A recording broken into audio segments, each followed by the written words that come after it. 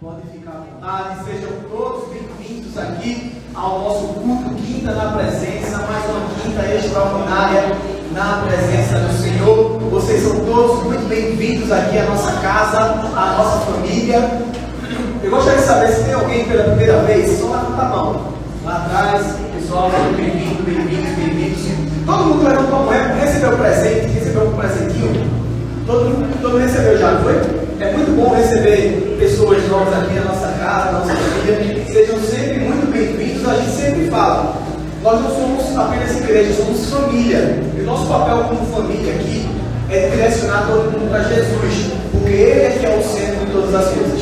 Nós somos a Anglicana Ressurreição, uma família para vencer. Sejam muito bem-vindos aqui à nossa casa, à nossa família. Para quem ainda não me conhece, meu nome é Pedro, sou pastor aqui da Igreja Ressurreição. Bom, é um prazer estar aqui com você nessa noite para compartilhar algo que Deus trouxe ao nosso coração.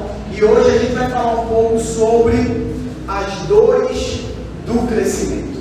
As dores do crescimento tem algo que Deus tem falado muito forte nesse ano de 2024, especificamente com a nossa igreja, com a nossa família, que é essa preparação para o crescimento.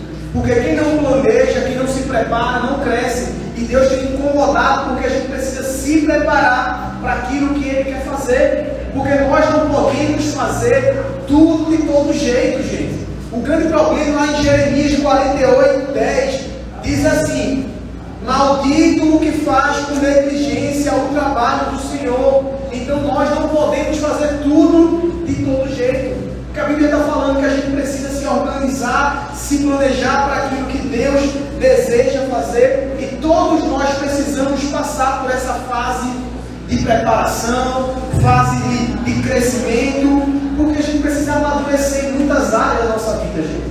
O grande problema é que tem muita gente, talvez você conhece, pessoas adultas, mas com pensamento de criança ainda.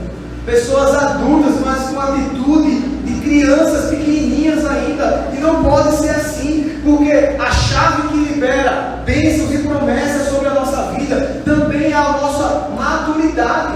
É a nossa maturidade na fé. Lá em Gálatas capítulo 4, versículo 1, diz assim: digo, porém, que enquanto o herdeiro é menor de idade, em nada difere de um escravo, embora seja dono de tudo. O que a Bíblia está dizendo é que você, mesmo sendo filho de Deus, mesmo sendo herdeiro, você é igual a um escravo, enquanto você continua como criança, enquanto você continua agindo, pensando, fazendo birrinha como criança. E nós precisamos crescer e amadurecer.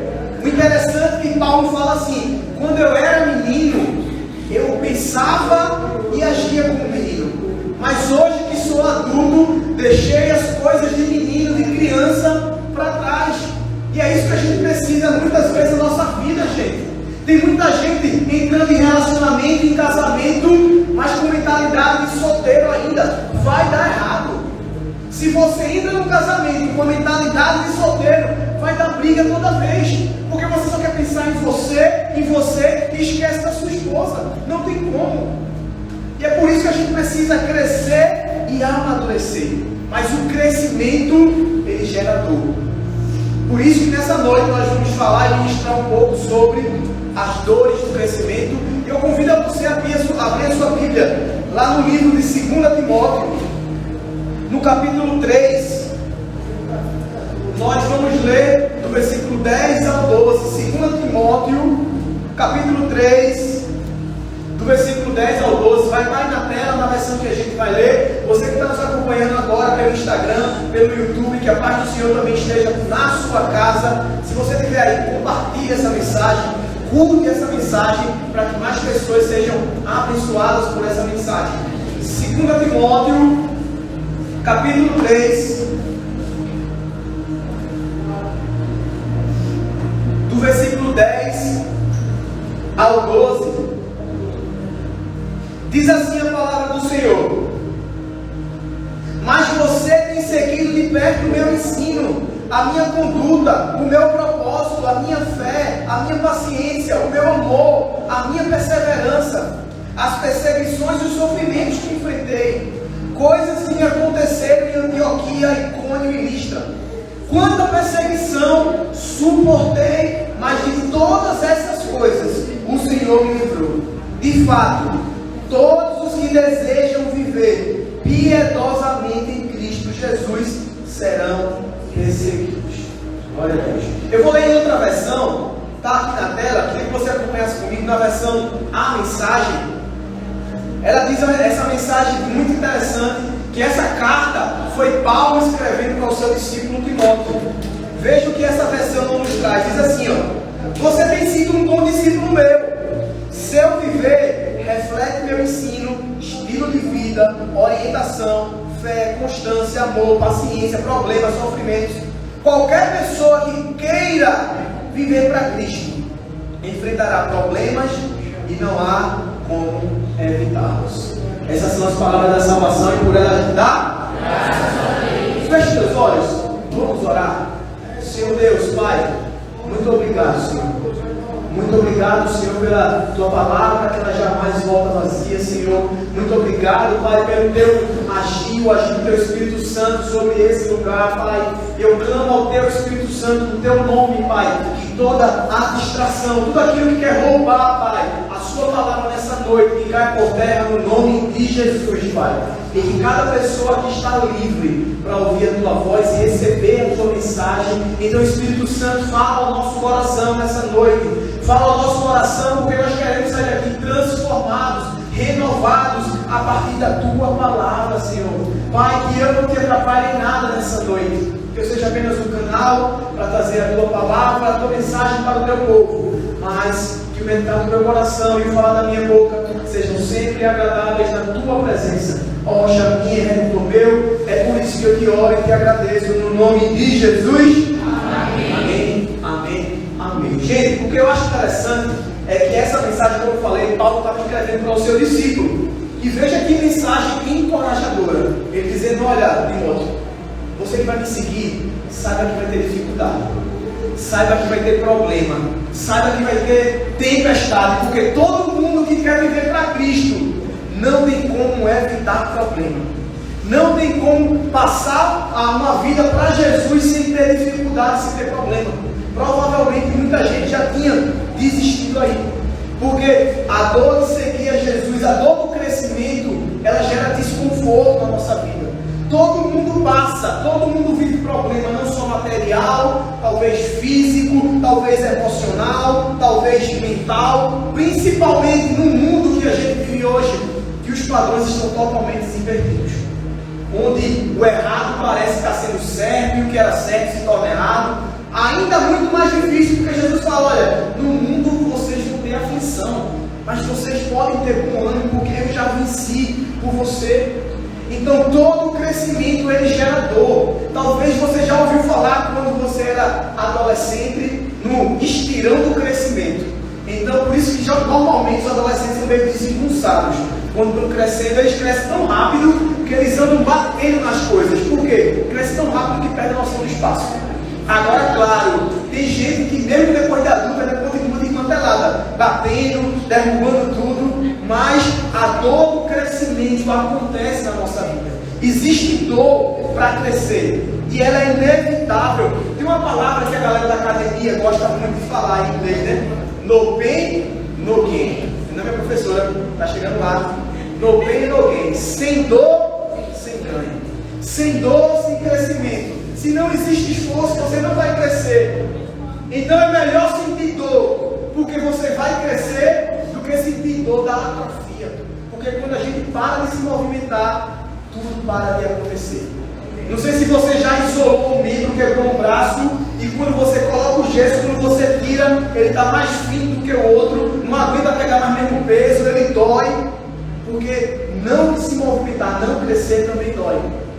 E é melhor você sentir a dor porque você está crescendo, sentir a dor porque você está perseverando, porque Jesus ele nos traz o grande comissionamento lá em Mateus 28, ele manda a gente ir e pregar.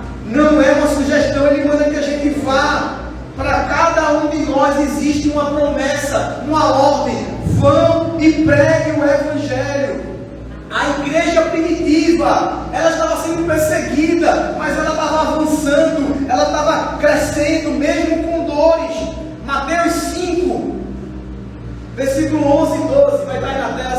passar, Mateus 5, aí, 11 e 12, diz assim: bem-aventurados serão vocês, quando por minha causa os insultarem, perseguirem e levantarem todo tipo de calúnia contra vocês. Alegrem-se, regozijem-se, porque grande é a recompensa de vocês nos céus, pois da mesma forma que perseguiram os profetas que viveram antes de vocês. Então, a perseguição, a dor, o problema é motivo de alegria, porque isso está trazendo o cumprimento da promessa de Deus para a nossa vida.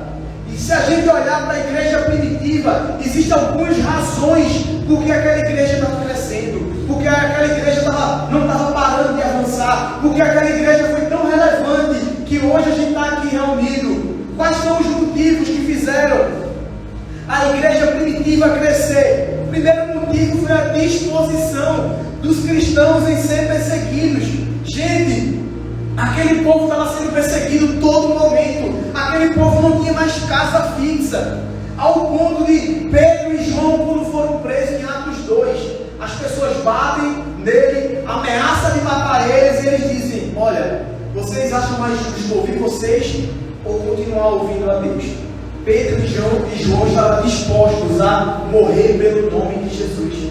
Então aqueles cristãos, eles aceitavam, estavam dispostos a ser perseguidos. Gente, o chamado de Paulo, eu tenho certeza que ninguém ia aceitar. Quando Jesus manda Ananias orar por Paulo, para chamar Paulo, Jesus diz para Ananias: vai lá orar por Paulo, porque ele precisa saber o quanto ele tem que sofrer ou padecer pelo meu nome. Imagina alguém te chamando para servir na igreja, eu chegando para Jonas, vamos servir na igreja, tu precisa sofrer muito para servir lá na igreja, vamos lá sofrer comigo? O cara diz: estou fora, sofrer, quero não. Mas esse foi o chamado de Paulo, gente. Esse foi o chamado de Paulo. Era necessário sofrer. Eu tenho certeza que muita gente, ninguém quer sofrer. Mas a igreja crescia porque os cristãos estavam dispostos a ser perseguidos. Outra coisa que fazia essa igreja crescer era o comprometimento. O comprometimento dos cristãos. Posso slide, não, por favor? O comprometimento. Os cristãos estavam focados em viver a obra de Deus. Eles estavam unidos em comunhão. E o que eu acho interessante é que lá em Atos capítulo 21, o versículo 11, vai estar aí na tela, um profeta chamado Ágago. Ele chega para Paulo e para os amigos de Paulo e ele fala assim: pega o cinto de Paulo e amarra ele. Ele diz assim: dessa maneira os judeus amarrarão o dono deste cinto em Jerusalém e o entregarão aos gentios. Eu não sei se você está percebendo, mas Paulo estava indo para Jerusalém, e antes que ele fosse para lá, alguém chegou para Paulo e disse: Paulo, dá teu cinto aí. Aí amarrou ele, fez: olha, vamos fazer isso com o dono desse cinto aqui. Se fosse para mim, para você, a gente não ia mais não. Imagina você querendo se mudar para Vitória, e alguém chega para você: ó, lá em Vitória vão te roubar, vão dar na tua cara, vão bater na tua mulher e no teu menino, se não for para lá. Aí você: beleza, vamos embora para lá. Você não ia. Mas veja o que Paulo diz no versículo 23. O versículo 23, que está aí na tela, diz assim: por que vocês estão chorando e partindo do meu coração? Eu estou pronto não apenas para ser amarrado, mas também para morrer em Jerusalém pelo nome do Senhor Jesus. Você consegue perceber o comprometimento desse cara com a obra de Jesus? Você consegue perceber que esse cara, nada parava ele? E o grande problema é que eu e você, a gente está desistindo por qualquer coisa. Por qualquer besteira, a gente falta um culto. Se eu tiver com dor de cabeça, eu não vou. Se eu chegar em casa do trabalho cansado, e todo dia você vai chegar cansado, eu não vou. E essas pessoas estavam comprometidas. Porque na primeira dificuldade, na primeira briguinha que a gente tem com o irmão, a gente: quero mais não. Quero mais não, vou sair do ministério, vou sair da igreja, não vou nem falar mais com o povo lá, vou sair de tudo. Porque a gente não está comprometido com Jesus. E essas pessoas estavam comprometidas. Outra coisa que estava fazendo a igreja primitiva incentiva a crescer, continuar avançando, é porque eles estavam não só comprometidos, eles estavam dispostos a morrer por Jesus. Dispostos a morrer por Jesus. O senso daquele povo era tão forte, o senso de propósito de Paulo, ao ponto de Atos 20 e 24, ele dizer assim, ó, está aí na tela: todavia, eu não me importo, nem considero a minha vida de valor algum para mim mesmo, a não ser para terminar a corrida e completar o ministério que o Senhor Jesus me confiou, que é o de testemunhar o Evangelho da graça de Deus. Amém. Você percebe o que Paulo está dizendo? Olha, a minha vida não é valiosa. Eu não tenho medo de morrer, eu não tenho medo do que vai acontecer. A minha vida só vai ter valor se eu usar ela para falar de Jesus. A minha vida só vai ter valor se eu usar a minha vida para ir e pregar o Evangelho de Cristo.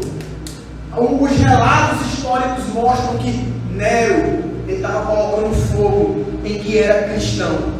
Mas a Bíblia fala, enquanto ele ia colocando fogo em um acendendo, o outro começava a louvar. E quando ele morria, o outro ia louvando, e todo mundo ia louvando e morrendo ao Senhor. Porque eles estavam prontos para morrer pelo Evangelho de Cristo. Toda a igreja a gente vai enfrentar problemas, especificamente se ela estiver levando o Evangelho de Cristo. Se ela estiver pregando o Evangelho, vai vir problema e dificuldade. Porque o inferno não gosta disso. Porque o inferno vai querer incomodar, o inferno vai querer parar. E toda a igreja estava sofrendo dores de crescimento, assim como nossa igreja, assim como outras igrejas sofrem dores para crescer. Mas é melhor sofrer dor para crescer do que sofrer dor para atrofiar, para parar. A igreja primitiva, ela continuava crescendo, ela continuava avançando. E a dor do crescimento, para a gente entender quais são as dores, pastor, que estavam acontecendo naquela igreja primitiva. Interessante é quando a gente olha o próximo slide, lá nas cartas de Paulo, fala que estava acontecendo divisões na igreja.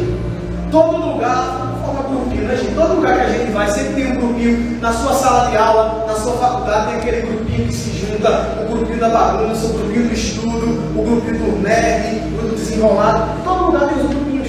E aí na igreja não foi diferente. Na igreja começou a existir grupinho, começou a existir divisões, ao ponto de Paulo falar em 1 Coríntios capítulo 1, versículo 11 e 13, ele diz assim, ó: meus irmãos, eu fui informado por alguns da casa de Chloe de que há divisões entre vocês.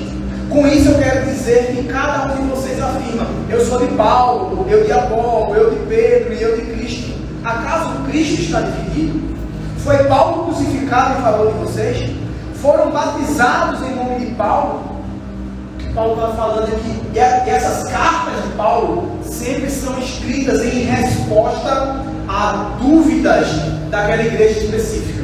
Então estava tendo problema naquela igreja, principalmente problema de divisão. Estava se formando um grupinho, tinha gente que não queria se submeter à autoridade de Paulo, porque dizia: não, eu sou discípulo de Apolo, não, eu não sou de Apolo, eu sou de Pedro, não, eu sou de Cristo. E estava começando a existir grupinho: eu não gosto desse líder, esse carinha chato, aquilo eu não gosto. E estava existindo grupinho, porque todo lugar existe problema e dificuldade. Todo lugar existe dificuldade. Todo lugar existe o câncer da fofoca. Gente, a fofoca ela é destrutiva. A fofoca ela é destrutiva. Gente, e a gente já viu na Bíblia várias vezes, Levítico 19, lá em Deuteronômio 6, fala que Deus abomina a fofoca. Deus abomina o mexerico. E tem tanta gente fofoqueira, tem tanta gente falando mal da vida do outro. Infelizmente, principalmente nos cristãos, tem muita gente que se diz crente, mas ama fazer uma fofoca, ama falar da vida do irmão, ama te mandar uma mensagem no zap: tu viu o que fulana fez? Tu viu o que ciclana fez? Gente, não tem como você querer ser cristão e continuar uma vida dessa, porque a Bíblia está dizendo que Deus abomina a fofoca. Então, para que você que é crente está seguindo ainda no Instagram o perfil de fofoca? Ah, eu acho normal, pastor. Então rasga a Bíblia. Acha normal, rasga a Bíblia. Porque a Bíblia está dizendo que Deus abomina a fofoca. E você está lá vendo a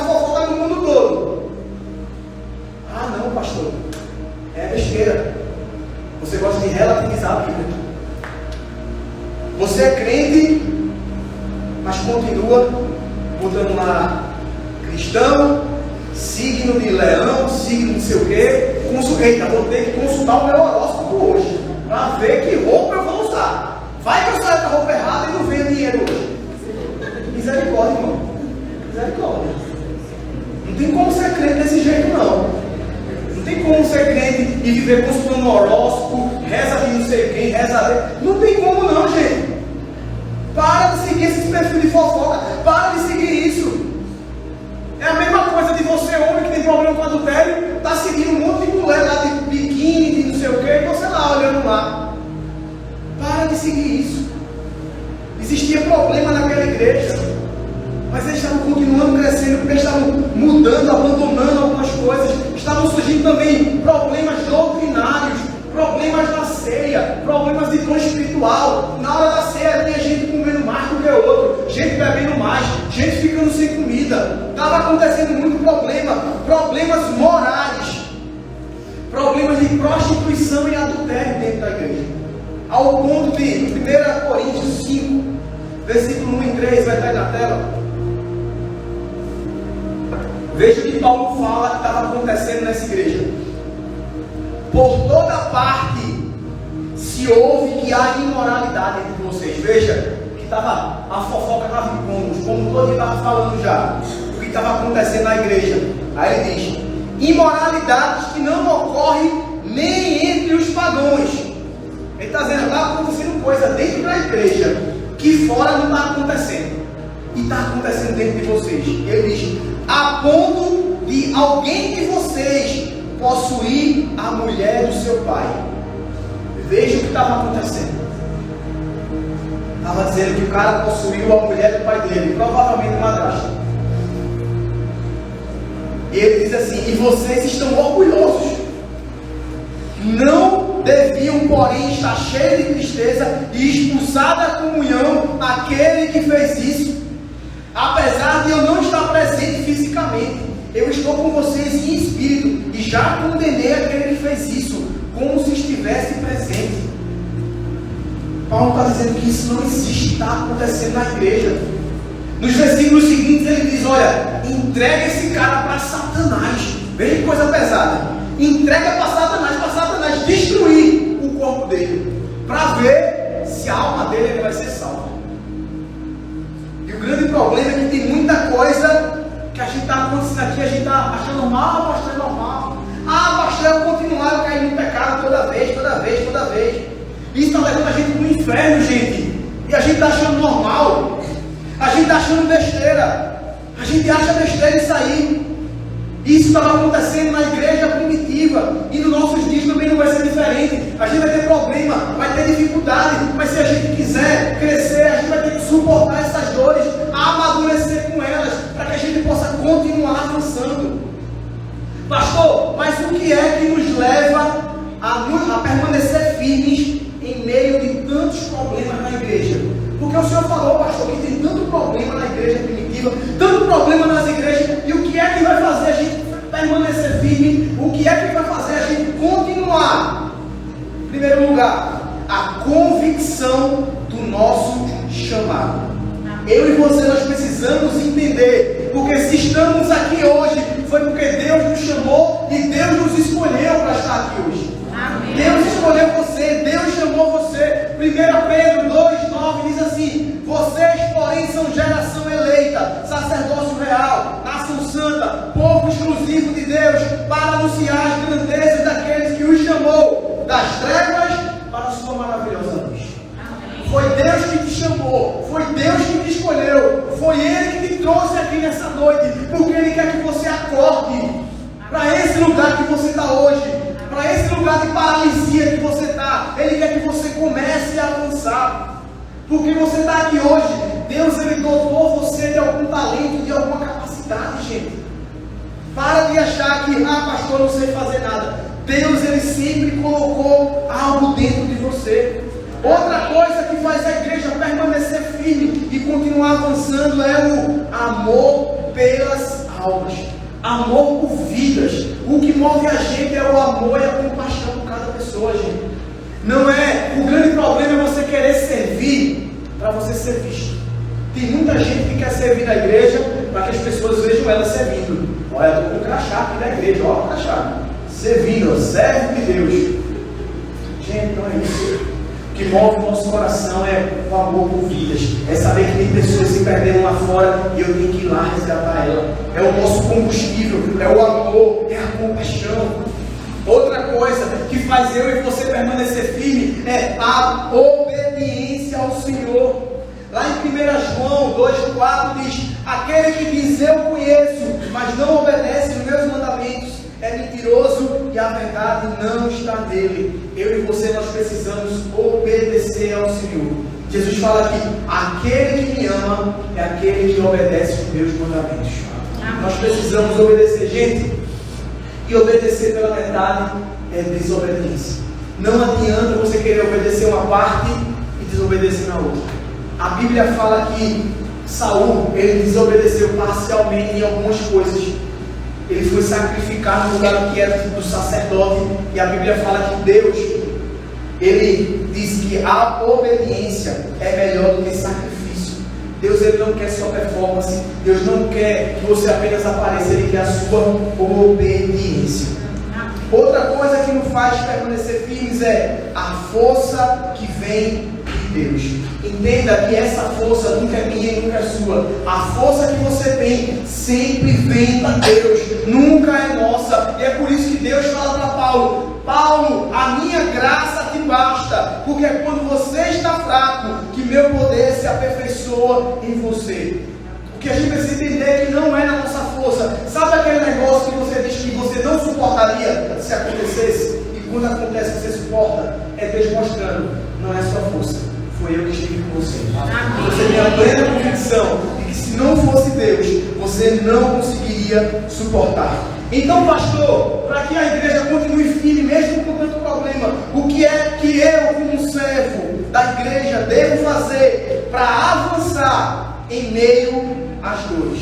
A primeira coisa que você precisa fazer é ter uma vida com Deus, vida devocional com Deus. Gente, cristão, crente que não lê Bíblia, que não ora, não tem vida cristã, logo vai cair.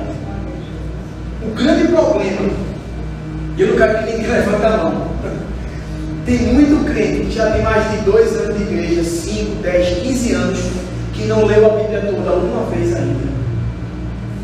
Infelizmente, essa é a maioria da realidade da igreja cristã hoje. Crentes com mais de 2, 3, 4, 5, 10, 20 anos e nunca leu a Bíblia. Eu tenho certeza que você já maratonou uma série na Netflix. Todinho. Você já maratonou. Tenho certeza que você já assistiu um anime, um desenho todinho que você gostava. Tenho certeza que você já assistiu todinho. Tenho certeza que você já assistiu uma novela completa. Qual a novela que você gostava? Você já assistiu ela todinha. Talvez você até assistiu ela de novo. Passa de novo de tarde na Globo, né? Aquela novela. Vale a pena ver de novo, né? Pronto. Tenho certeza que você assistiu ela umas 2, 3 vezes. Mas você nunca leu a Bíblia toda. Você nunca parou para ler a Bíblia toda. Eu tenho certeza que você talvez seja aquela pessoa que fica ansioso para sair a nova temporada do seu seriado. Eita, vai sair a nova temporada, vai sair um novo episódio. E você fica ansioso. Mas você não fica ansioso para orar. Você não fica ansioso para fazer o seu devocional. Você não fica ansioso para buscar a Deus. Nós precisamos ter hábitos e disciplinas espirituais, porque é elas que vão fazer eu e você resistir diante da dificuldade. Diante da dificuldade: ah, pastor, eu não faço nada disso, mas eu estou aqui, está tudo de boa. Tá bom, provavelmente não vai acontecer uma tempestade grande aí na sua vida, mas quando acontecer, se você não tiver firme no Senhor, você vai cair. A Bíblia fala em 1 Coríntios 10, 12, diz assim: aquele que achar que está de pé, cuide para que não caia. Aquele que acha que está forte, aquele que, pastor, cai mais não, bebida, oxe, pode beber 1 litro de cachaça na minha frente, eu nem quero. É para essa pessoa que Jesus fala: cuidado. Se você acha que está forte, cuidado, para que você não caia. Se você acha que já venceu o adultério, cuidado. Vigia com o que você olha, vigia com o que você assiste, vigia com o que você fala no WhatsApp, para que você não caia. Porque Satanás, gente, ele nunca vai vir com tridente, ele sempre fala com tridente, com chifre, com rabinho. Não vai vir não. Ele sempre vai vir com a mensagem de bom dia, minha linda, boa noite, mãozinha lá, juntinha. Você olha, é crente, cristão, está na bênção. Porque Satanás ele nunca vai vir assim. Então, aquele que estiver de pé, cuide para que não caia. Outra coisa que nós que somos cegos precisamos para nos manter de pé, para continuar avançando em meio às dores, entender que nossa batalha não é contra a carne e nem contra a sangue. O grande problema é que a gente acha que a nossa briga é contra as pessoas que estão falando mal de mim. A gente acha que a nossa briga é com aquela pessoa que não concorda comigo. Não é. A nossa batalha é espiritual. A nossa batalha é contra o reino espiritual. É contra ela que você tem que batalhar. Provavelmente o reino espiritual vai usar alguém para se levantar, para xingar, para ofender você, para criticar você. Mas a sua luta não é contra ela. A sua luta é contra o reino espiritual. Aonde a Bíblia nos orienta em Hebreus 12, 14, diz assim: olha, esforcem-se para viver em paz com todos e para serem sãos, porque sem santidade ninguém verá a Deus. Mas pastor, tem uma pessoa que parece que está endemoniada, só vive tirando minha paz. Com ela também, você tem que se esforçar para viver em paz. Com aquela pessoa que tira sua paz, com aquela pessoa que estressa você, é com ela que você precisa se esforçar. É com ela que não concorda com você que você precisa se esforçar. Nós precisamos nos fortalecer no espírito, porque nossa batalha não é contra a carne e nem contra sangue, mas é contra o reino espiritual. Outra coisa que eu e você precisa ter: sabedoria para resolver problemas.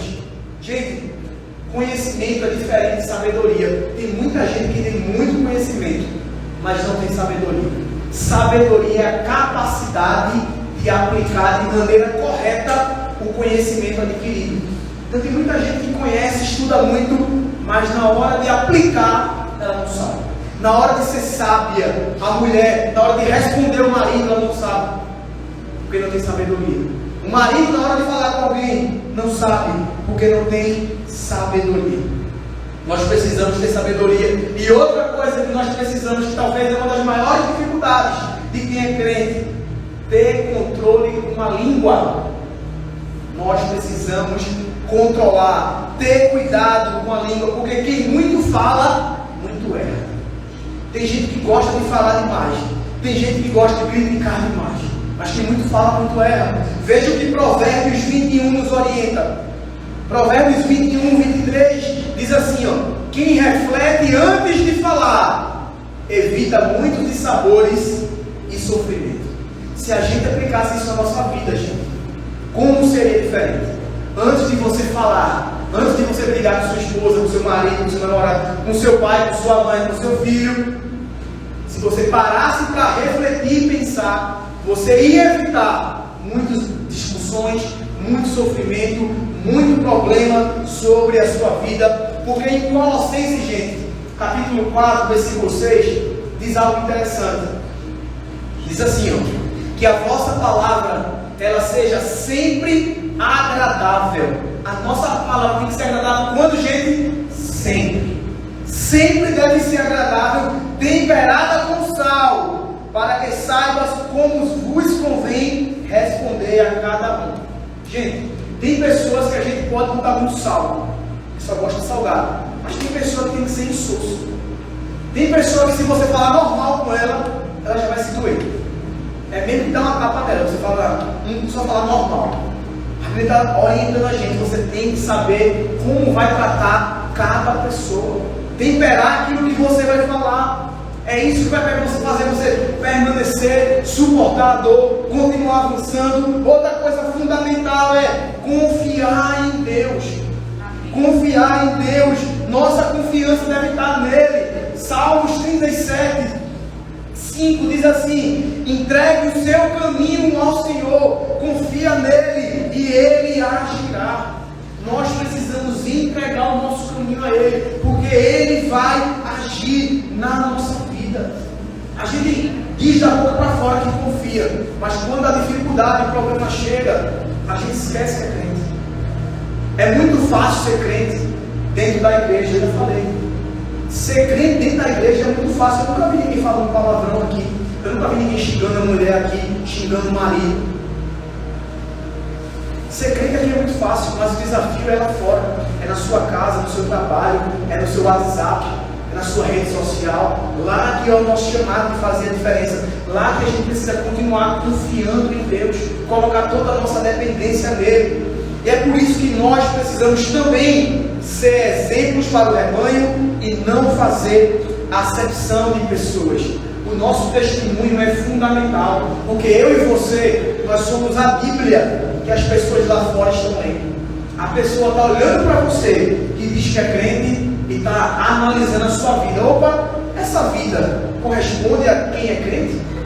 Ela está olhando a sua vida porque você é a Bíblia que o mundo está lendo. Nós precisamos ser testemunho. Nós não podemos também fazer acepção ou escolher pessoas. Nós precisamos amar e tratar bem todo mundo. Todo mundo lá fora é aqui. Tem gente que aqui, ó, tá, Pai do Senhor, irmão, glória a Deus. Passa com a pessoa na rua, fala com ela, ela nem responde. Oxê, mudou, foi? Aqui um fala direitinho, o outro fala tudo. Nossa, que cristianismo é esse? Mas as pessoas estão olhando tudo isso que você faz. As pessoas estão olhando tudo isso. E para poder finalizar, porque não posso desistir da igreja, porque nós não podemos desistir da igreja, porque a igreja, mesmo com todos os seus defeitos, ela continua sendo o corpo de Cristo, gente. Entenda, membro fora do corpo morre. Se eu cortar meu dedo aqui, meu corpo vai se adaptar e vai continuar vivo. Eu não vou morrer por causa dele, mas o meu dedo vai morrer. Membro fora do corpo morre. Nós não podemos se afastar do corpo de Cristo, porque a igreja, mesmo com tanto defeito, mesmo com tanta coisa, ela continua sendo o corpo de Cristo, e Ele continua sendo a cabeça. Nós somos a noiva, e Jesus é o noivo. Amém. Não tem como você querer o noivo e rejeitar a noiva, gente. Não tem como você que é casado ou casado em relacionamento, se a pessoa chegar para você e dizer, olha, eu não gosto da tua mulher, ou eu não gosto do teu marido, nem com ele eu falo. Você não vai querer mais amizade com aquela pessoa, gente. Você não vai querer mais proximidade. E o grande problema é que a gente está tacando pedra na noiva de Cristo, na esposa de Cristo. E Cristo está olhando tudo isso. Cristo está vendo tudo isso. E o que a Bíblia fala é que eu e você, nós somos embaixadores do reino de Deus. Nós somos representantes dele. A igreja tem uma missão aqui na terra. E essa missão é nossa, a de pregar o Evangelho de Cristo. E nós vamos continuar avançando e seguindo. Veja isso. Nunca devemos parar de sonhar, trabalhar pelo crescimento da igreja e nem perder a motivação por causa dos problemas e desafios, porque nós vamos até aonde a visão de ver de Deus vai para nós. Amém. Glória a Deus.